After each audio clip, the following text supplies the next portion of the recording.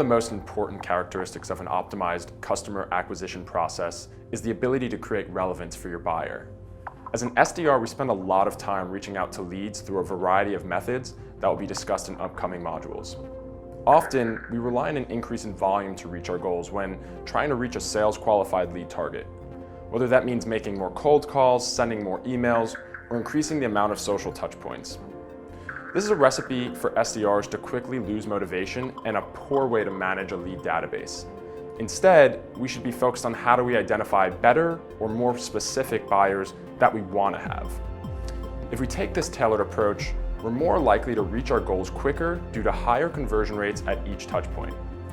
For many organizations, the ability to create relevance and standardization across not only our SDR teams, but our entire sales and marketing units is achieved by implementing buyer personas. So what are exactly buyer personas? Essentially, these are semi-fictional representations of your ideal buyers or customers. They give us a clear understanding of the ideal demographic and behavioral characteristics of each person involved in the purchasing process.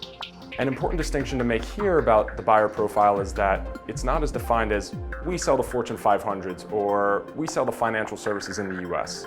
Personas need to be granular. For example, we may sell to VPs of marketing across US-based banks with 200 to 500 employees. Let's call that person Tim.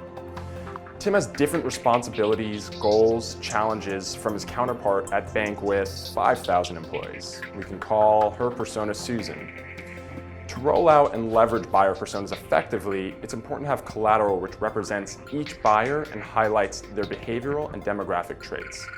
Circulate that documentation to everyone on the team so that you're all speaking the same language and everyone understands how we email or call Tim versus Susan. The final reason why personas are critical to sales teams of any size is standardization. One of the most important characteristics of an optimized sales team is the ability to create consistency and standardization throughout the sales team and process. As a small team that plans to grow in size, complexity, and location, you'll be thanking yourself down the road for doing this homework today. If you're already geographically dispersed and facing these challenges, building personas should be a step in continuing to hone your sales engine.